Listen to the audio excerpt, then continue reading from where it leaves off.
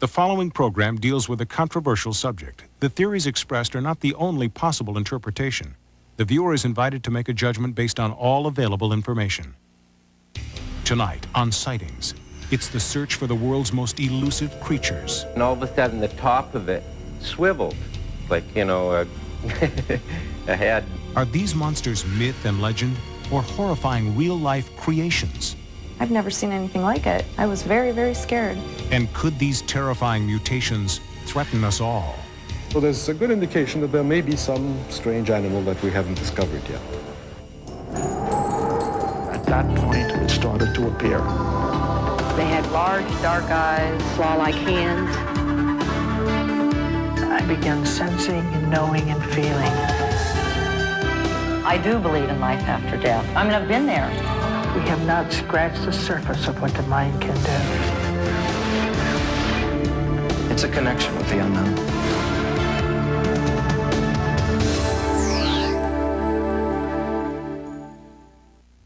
Welcome to Sightings. I'm Tim White. Tonight, monsters. They inhabit the nightmares of childhood and the folklore of every culture. And now there are scientists who believe that monsters aren't just myth. They're real. There are bizarre creatures among us that can't be explained. Some of them have been captured alive. And many of them live in our own backyard. Since earliest recorded history, there have been monsters to strike a chord of fear in all of us. In the Bible, monsters represented pure evil. They took many different forms, but all had the same goal: to do the bidding of an unrelenting Satan. By the 1800s, the sensibilities of Victorian society gave monsters a human face, but their evil deeds were decidedly inhuman. Mary Shelley's Frankenstein became fictional folklore, but the strangest account wasn't to be found in the pages of a Gothic novel, but with our 26th president, Theodore Roosevelt. In the late 1800s, the woods of this country, the wilderness areas, were wild and dangerous. President Roosevelt found out just how dangerous these wilderness areas could be. Teddy Roosevelt loved to hunt. He loved to chase creatures through the wilderness, track, shoot. One night he found out this wasn't as much fun as he thought, when his hunting party frightened a Sasquatch into the camp of two trappers. One of the trappers was killed, neck broken, body mutilated, half-eaten by what seems to be, for all intents and purposes, a Sasquatch. 18.5-inch footprints were found the next morning, and Roosevelt was discredited. He became obsessed with finding this creature. This is a theory developed by world-renowned Bigfoot investigator Terry Albright, based on Roosevelt's own writings about his hunting experiences all over the world. Although Teddy Roosevelt never actually came face-to-face with a Bigfoot, Albright claims he was obsessed with stories of reported sightings and carried the fascination to his grave. Now, if Sasquatch is out there and potentially dangerous if aggravated, how many other creatures or things that go bump in the night are out there that we don't know about? This is Hollywood's version of monsters. Creatures designed to scare us, even horrify us with their bloodthirsty qualities. But Hollywood monsters are just as likely to make us laugh at our own fears when they're obviously men in silly rubber suits. Hollywood pokes a lot of fun at monsters, but the fact of the matter is we have unexplained deaths. The Pentagon must know. Therefore, why aren't we being told the truth about this creature? Despite resistance, Terry Albright continues to search for proof of Bigfoot and other alleged monsters.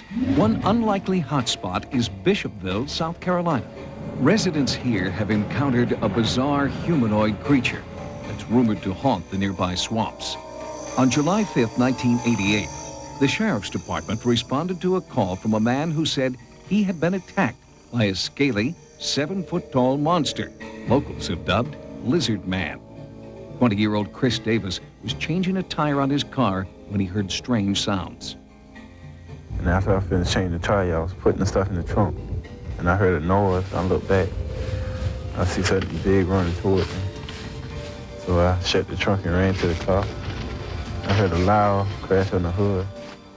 Something or someone had clawed the hood of Chris's car and ripped off the molding. Footprints that didn't match those of any known animal were found near the attack site by Sheriff Liston Truesdale.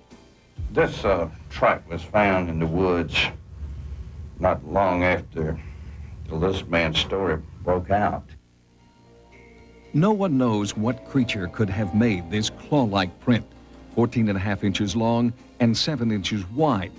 There are alligators in the area, but no one believes the prints or the attack was the work of alligators or any other animal known in the pages of traditional biology. And yet each year, there are bizarre discoveries that drastically change our perceptions about life on Earth. It scared me because of the traits it had. Everyone believes that there is something here.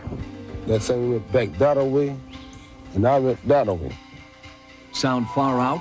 Well, pandas were once mysterious monsters in China until Western zoologists tracked and cataloged them. Marine biologists estimate that there are over 1 million species of sea life yet to be discovered. In 1989, Woods Hole Oceanographic captured these incredible bioluminescent creatures, and no one knows what they are. Could these be real living monsters that somehow survived from prehistoric times?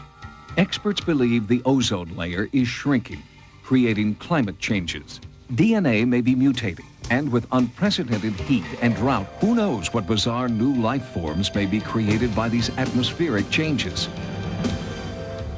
Coming up next. Its appearance was just a large humanoid creature walking like a human being. Our sightings investigators search for the legendary Bigfoot. There is no possibility that could be a man in a fursuit. A monster 8 feet tall, half man, half beast. Perhaps the elusive missing link between humans and apes. Since the first recorded sighting in 200 BC, creatures matching this description have been reported worldwide. But witnesses have caught only fleeting glimpses of the monster we now call Bigfoot. Is he, or she, real? From their office in San Dimas, California, Terry Albright and his partner Peter Gattila are obsessed with tracking down the legendary Bigfoot. For over a year, the team has been concentrating on a rash of reliable sightings in Sonora, California. Signs of the creature's impact on local business are everywhere. In fact, the residents have adopted Bigfoot as an unofficial mascot. Travels up and down the West Coast, and it's in Alaska in the summertime and then comes back down here for winter. The biggest thing is size and its movement. More human-like than anything, than any animal.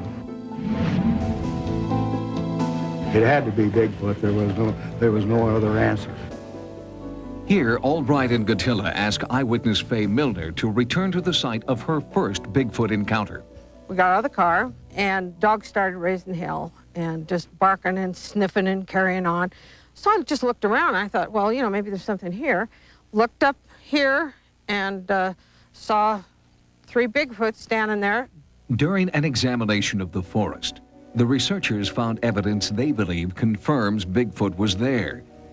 And recently, these branches way up here and up here. Now, some of these branches have been rubbed raw of bark. Places where things have been broken off, as you can see, through here. Not only that, below it, there is a path. Here is a branch which has been knocked off and walked over many times. Broken branches here, pushed down branches there. Something has obviously come through here regularly. the evidence is similar to that found throughout the Pacific Northwest and British Columbia, and eyewitness descriptions are strikingly similar. We could see them go behind that tree, in through that opening, and then they were gone.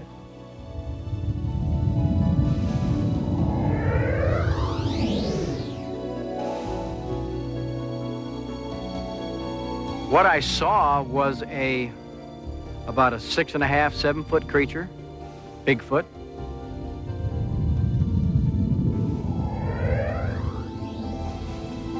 That's the scariest I've probably been in my life, to be that close to something and not see it and feel it. And the way it was breathing, I figured that thing was big, big. Its appearance was just a large humanoid creature walking like a human being. In the Himalayas, it's called Yeti. These tracks were found at the base of Mount Everest. The Chinese call it Fei-Fei, a 10-foot-tall creature whom they say has a taste for human flesh. Native Americans call it Oma. In Canada, it's Sasquatch. And in the western United States, we call it Bigfoot. October 20th, 1967, Bigfoot research pioneers Roger Patterson and Bob Gimlin discover the trail of what they believe is an enormous Bigfoot. They gather what evidence they can, and deep in this pine forest, begin to feel an uneasy presence. They face a dilemma. How will they react if a Bigfoot actually appears? We came around a bend in the creek where there was a downfall tree. At that point, as we came around the bend in the creek there, this creature was standing beside the creek. Startled by the looming presence of the creature, the horses reared. Roger Patterson was thrown to the ground, but steadied his camera long enough to capture this legendary creature on film. They encountered it very close, I think 20, 25 feet away, and Roger Patterson turned on his movie camera, ran after it as far as he could, and finally he stopped and it walked away. Further perspective on the footage comes from Grover Krantz, a physical anthropologist at Washington State University. Here is a cast that was made at the, in 1967 at the site where Roger Patterson got a movie of one. And this is what I would consider to be probably an adult female. The creature has extremely wide shoulders, well over 3 feet wide. And I've done some measurements, and no human being at 6.5 feet tall would have shoulders and chest width to equal that. So there's no way they could fit their arms in the costume. I've gone through the whole film and reconstructed everything, the exact body movements and everything you can. And I'm satisfied that there is no possibility that could be a man in a fursuit. There's just no way around it. If the film is not a hoax, then this is the moving image of a giant unknown species, probably female, as she passes alone by a river. Her slow retreat suggests no fear of man and no desire to make contact with us. Films, videotapes, and plaster casts of giant footprints do little to satisfy skeptics who believe that Bigfoot is nothing more than hoax and folklore. Scientists demand more conclusive proof, and some believe that proof may be found in the fossilized jawbone of a species called Gigantopithecus. In the late 1950s, an anomalous lower jawbone was discovered in China. Dr. Krantz believes this may be scientific proof that Bigfoot exists. I've taken this jaw and tried to reconstruct what I think the entire skull would look like. This is what I've ended up with, that this is what the Gigantopithecus skull would have looked like. So I would certainly say the best guess as to what Bigfoot is it's Gigantopithecus still with us. With mounting physical evidence from all over the world, Krantz believes it's only a matter of time before responsible researchers make the scientific discovery of the century, the capture of a living, unharmed Bigfoot. Coming up, we knew right off the bat it had to be some kind of a monster in the lake. has science found proof that the Loch Ness Monster exists? Well, there's a good indication that there may be some strange animal that we haven't discovered yet. If we are to believe the thousands of sailors and fishermen who've seen them, enormous sea serpents have populated our oceans and lakes since earliest recorded history. The most popular spot for sightings is, of course, Loch Ness in the Scottish Highlands. For 1,400 years, residents have searched for proof of a monster they know is there. The celebrated Loch Ness, 24 miles long, its waters so deep, dark, and murky that legend has it this body of water is cursed. Locals will tell you the lake never gives up its dead. Since 565 AD, hundreds have witnessed a creature no one can explain. There came out of a loch was this huge shape, massive shape, brown grey in colour, huge. And it then zomped back into the loch, and then the loch was flat calm. And what I saw then was waves about 18 inches high going to each side of the loch. And then it just disappeared. Believe it or not, we saw this great neck emerged from the water, at least about 5 feet, we estimate, above the water at an angle. Head and neck seemed to be one. Then it moved down with a sideways kind of motion and disappeared. And we hadn't drunk a drop of whiskey that morning. These witnesses are seeing something strange and alive in the water. But what? Some believe that there are prehistoric creatures in Loch Ness that have survived extinction. What else could explain this bizarre figure, captured in the most famous of all Loch Ness Monster photographs? Taken by a reputable London surgeon in 1933, this was the start of a worldwide search for proof of the monster. The big question in all this, of course, is, are these animals real? Why don't we catch them? Why do we see them so rarely? In order to answer these questions, scientists have used many different techniques to photograph or even capture the Loch Ness Monster. In 1975, the Academy of Applied Sciences made headlines around the world with these remarkable pictures. They clearly show a flipper and the body of a creature never photographed before. Could this be what locals affectionately refer to as Nessie? With this new evidence, the search for a living monster intensified. Operation Deep Scan was mounted. Boats equipped with sophisticated radar and sonar worked together to scan every inch of the lake.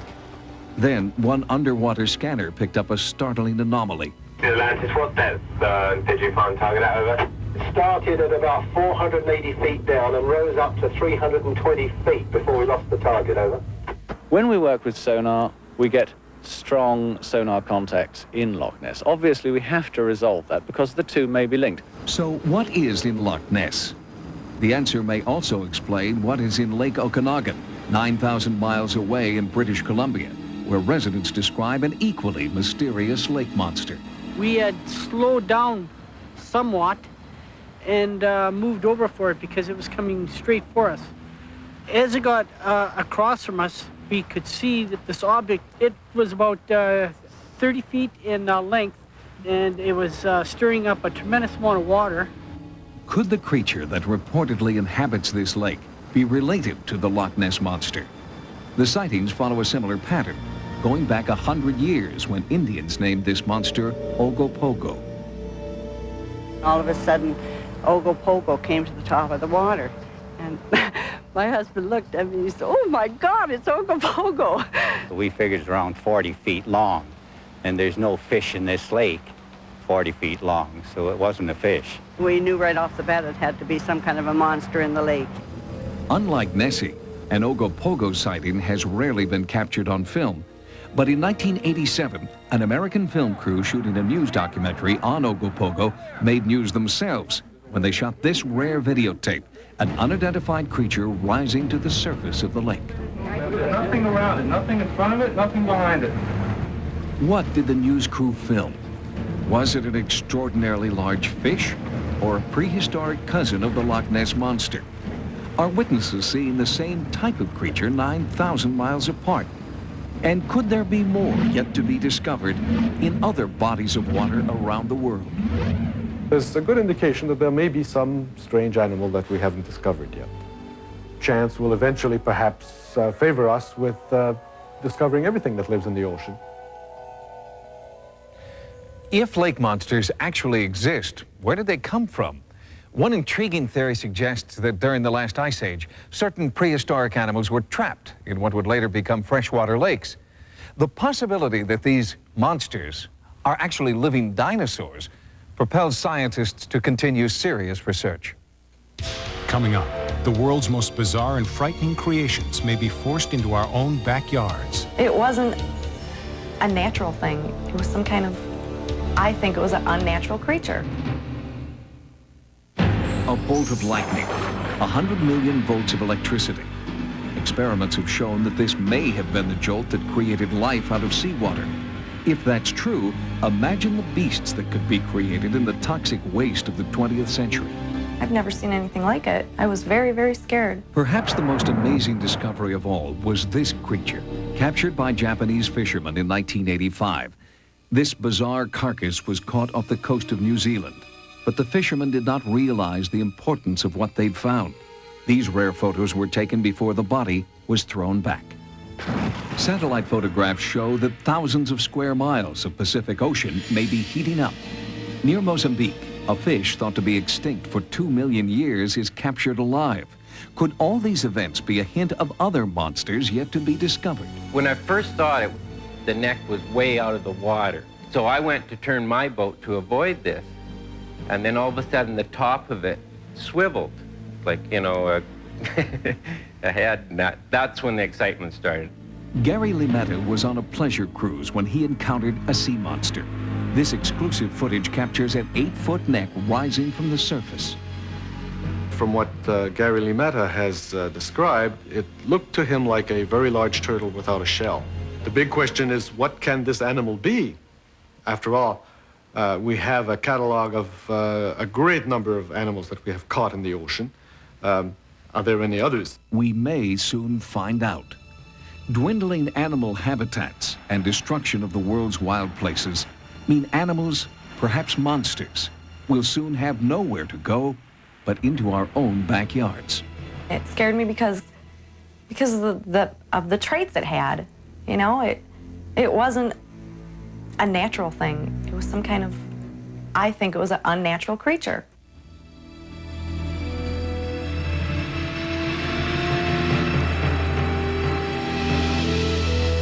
Humanoid monsters and bizarre creatures of the deep have terrified people for thousands of years. But perhaps we shouldn't fear these so-called monsters. Remember, every day on this planet, more than 20 species of plant and animal become extinct, vanish from the face of the earth. Perhaps serious study of those creatures we call monsters can reverse the process. For Sightings, I'm Tim White. Good night. Bobby's new girlfriend is beautiful beyond belief, but could she be a killer in disguise? Criminals often use an alias. First she's a killer, now you got her coming from another planet? It's an all-new Vinny and Bobby tomorrow. And if you're looking for a few good laughs, join the few, the proud, the Comedy Corps, as America's funniest comedians step up to the mic on Comic Strip Live, late night tomorrow. Now stay tuned for Hidden Video, next.